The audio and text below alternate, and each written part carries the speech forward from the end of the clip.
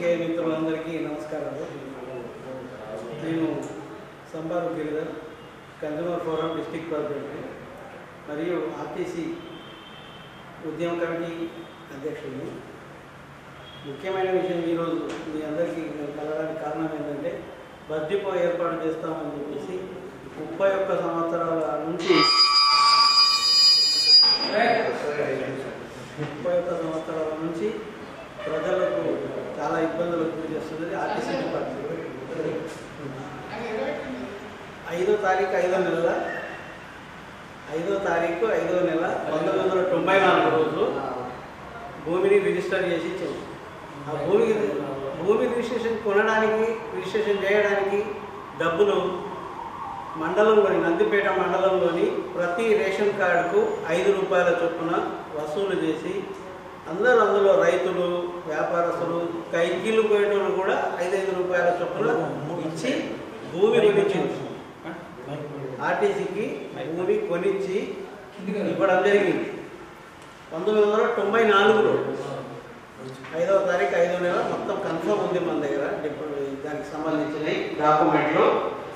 ఈ విషయంలో మేము హైకోర్టులో రిట్ వేయడం జరిగింది. ఖచ్చితంగా బస్ డిపో ఏర్పాటు చేయాలి, లేని పక్షంలో మళ్ళీ ఉద్యమించడానికి అవకాశం ఉంది. 1994లో రిజిస్ట్రేషన్ అయిన తర్వాత కరెక్ట్ మళ్ళీ 1998లో ఉద్యమాలు జరిగాయి.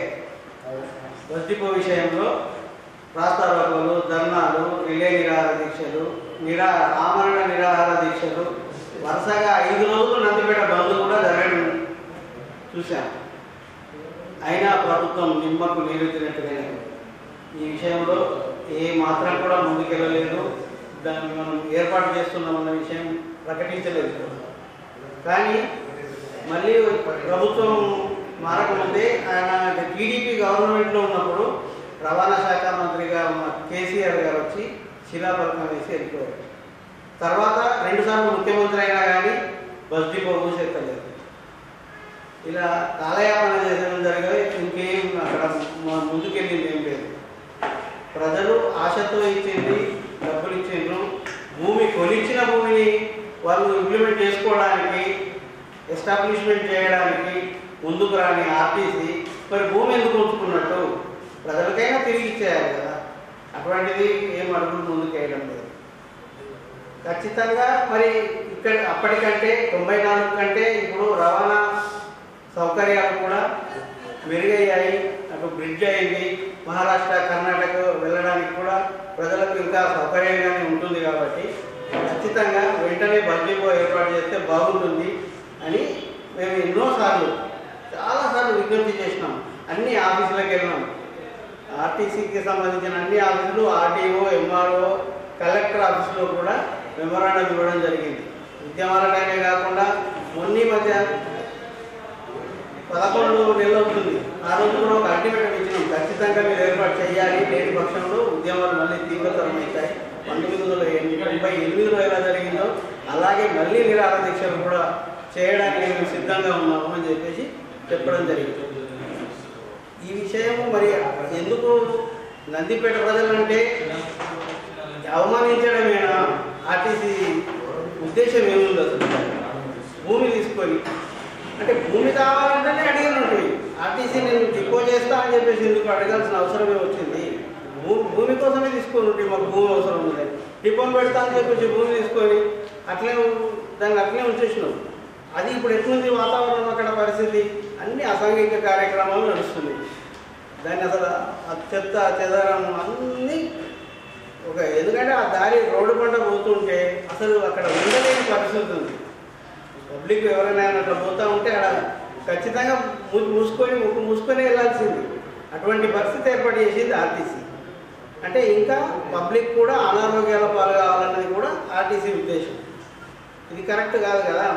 మా భూమి ఇచ్చి మళ్ళీ నీకు అనవసరంగా అనారోగ్యాల పాలు అయిపోతున్నాం. అక్కడ అన్ని అసాంఘిక కార్యక్రమాలు అవుతున్నాయి.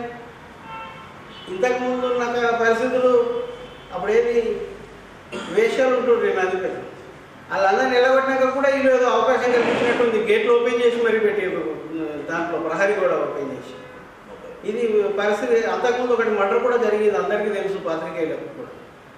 ఈ విషయము ఆర్టీసీ గ్రహించి ఖచ్చితంగా డిపో ఏర్పాటు చేయాలి, లేని పక్షంలో మళ్ళీ ఉద్యమాలు కూడా ప్రారంభమవుతాయి.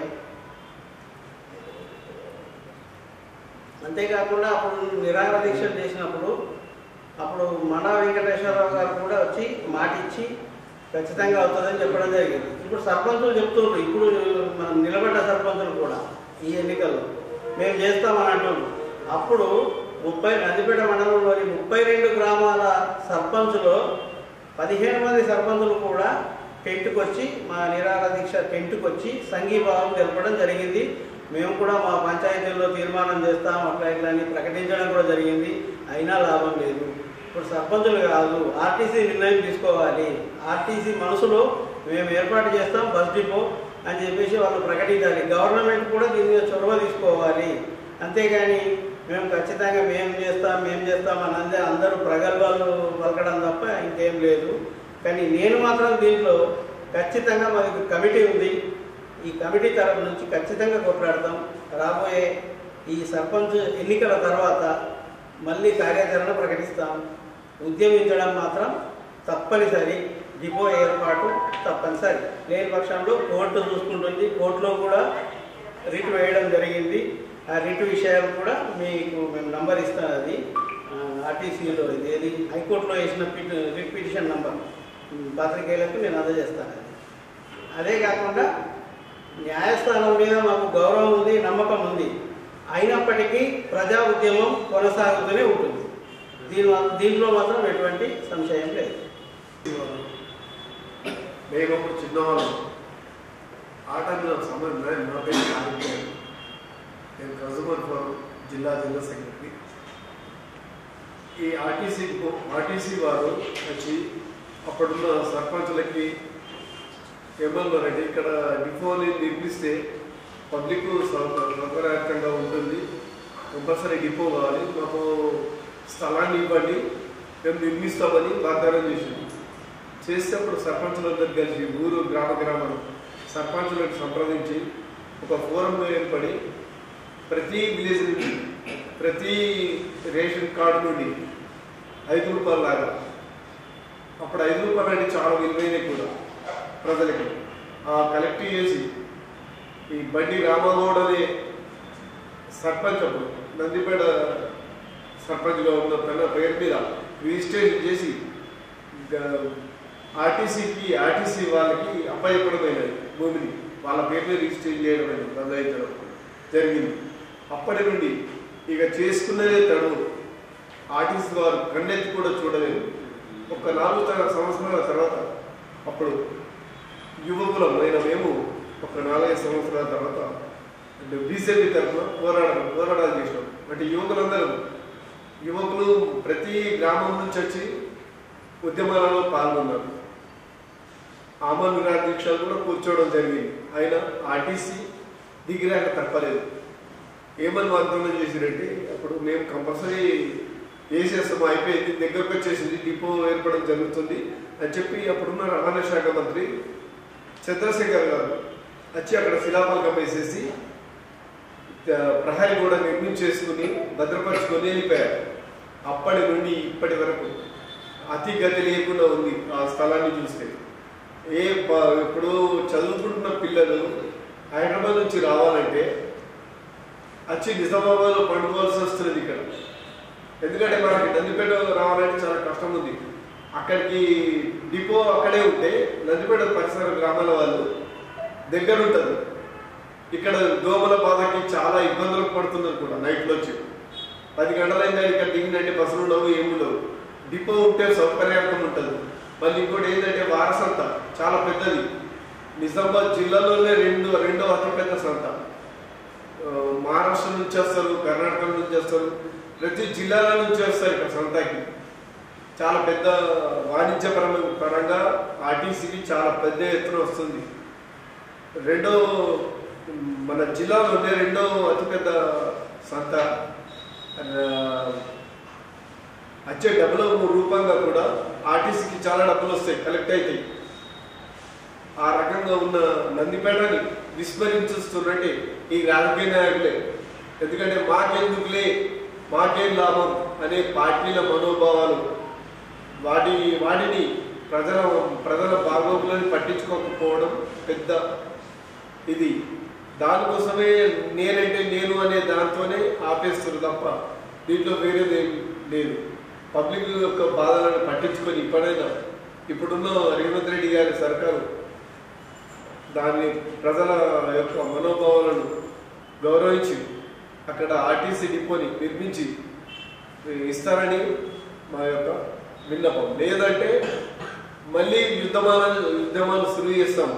న్యాయపరంగా పోరాడుతున్నాము, ఇక్కడ పబ్లిక్ పరంగా కూడా పాత ఉద్యమాలను లేవదీస్తాము. మేము ఉద్యమకారులం, ఆర్టీసీ కోసమే ఉద్యమాలు చేస్తాము, మళ్ళీ ఆర్టీసీ కోసమే చేస్తాము.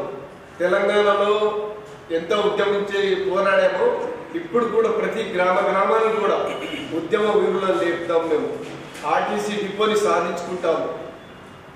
కాబట్టి న్యాయపరంగా మాకు రావాల్సిన డిపోని తొందరలో ఇస్తారని మేము ప్రతి పాత్రిక వేళ ముఖాన వేడుకుంటున్నాము. నా పేరు అబ్దుల్ జబ్బార్. నేను నందిపేట మండలం అధ్యక్షుడిని. అందరూ మా ప్రెసిడెంట్ జనరల్ సెక్రటరీ మాట్లాడినట్టు నాకేమంత పెద్దగా మాట్లాడేదేం లేదు. కానీ కాకపోతే ఆర్టీసీ వాళ్ళు స్పందించి ఆర్టీసీ డిపో నిర్మిస్తే బాగుంటుందేమో అనుకుంటున్నాను. ప్రస్తుతానికి నందిపేట నుంచి బైన్సా నిర్మాల్ పోవడానికి చాలా ఇబ్బంది అవుతుంది. ఆర్టీసీ డిపో అయితే మేము బైన్సా నిర్మాల్ ఆదిలాబాద్ కరీంనగర్ అన్ని డిస్ట్రిక్ట్ పోవచ్చు. కాబట్టి ఇది ఒక దృష్టిలో పెట్టుకొని ఆర్టీసీ డిపో నిర్మించాలని కోరుకుంటున్నాం.